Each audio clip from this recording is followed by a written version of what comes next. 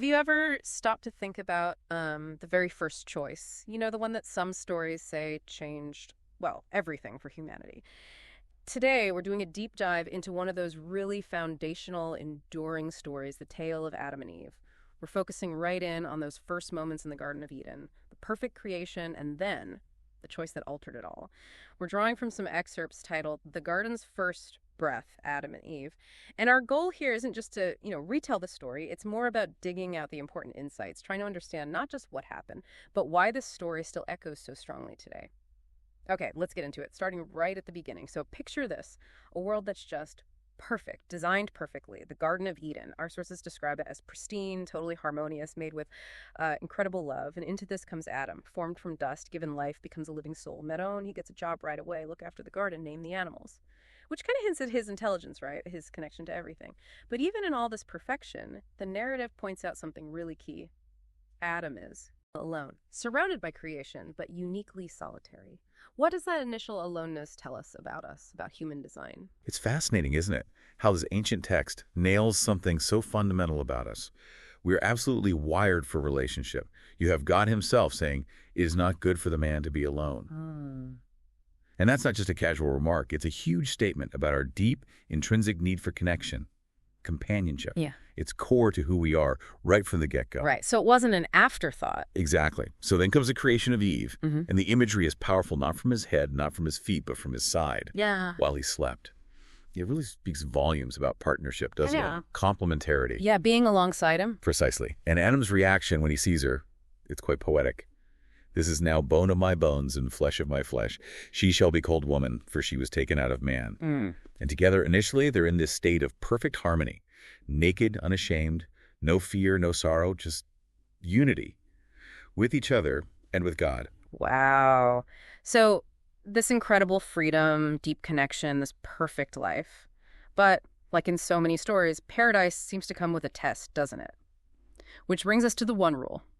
The single command that shaped their world: they could eat from any tree, except one. God's instruction was crystal clear. You are free to eat from any tree in the garden, but you must not eat from the tree of the knowledge of good and evil, for when you eat from it, you will certainly die. Okay, here's where it gets really interesting. What's the actual why behind this one prohibition? It feels specific. It really does, and I think it's often misunderstood. This wasn't God being, stingy or arbitrary. It was about trust, fundamentally. Would they trust God's wisdom about what was truly good for them? Or would they rely on their own judgment, their own desire? It's the ultimate test of free will. I mean, if there's no choice, there can't be real love or trust, can there? Good point. So this command wasn't about keeping something good away from them. It was about defining the relationship, setting the terms of that trust with their Creator.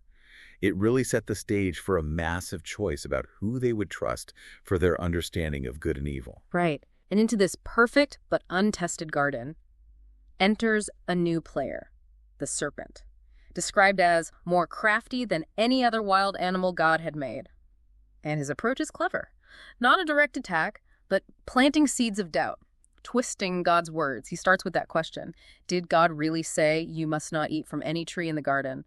It sounds almost reasonable, but it's twisting things. It's incredibly subtle. And Eve corrects him, right. She lays out the command, including the warning about death. She does. But then the serpent goes for the jugular. He doesn't just question, he flat out contradicts God. Yeah. You will not certainly die. Bold move. Wow. And then comes the real bait, the promise. For God knows that when you eat from it, your eyes will be open and you will be like God, knowing good and evil. Ah, the like God part. That's powerful. Absolutely. If you think about it, this hits a deep human desire, doesn't it? The longing for wisdom, for power, for maybe even being like the divine. It makes the temptation incredibly potent. So it wasn't just about a piece of fruit. Not at all. And this knowledge of good and evil. Many scholars think it's not just about knowing facts. It's more like experiencing it, living the consequences. Like the difference between reading about fire and touching the stove, exactly. An experiential knowledge gained through disobedience. So the serpent's words are hanging in the air, and the fruit itself suddenly looks different. The text says it was good for food, the physical appeal, pleasing to the eye, the visual lure, and then the kicker: desirable for gaining wisdom. That combination, it's almost overwhelming. So Eve sees it, she wants it, she takes it, she eats it. But then, and this is crucial, she gives some to Adam, who was with her. And he eats too. No argument mentioned, just It's- complicity. It seems that way. He was right there. And in that instant, as the text says, everything changed. How so? What was the immediate effect? Their eyes were open, just like the serpent said. But not to enlightenment, not to being like God in the way they imagined. No. No, they were open to their own vulnerability, their nakedness. And the immediate feeling wasn't power, it was shame and fear. Ah.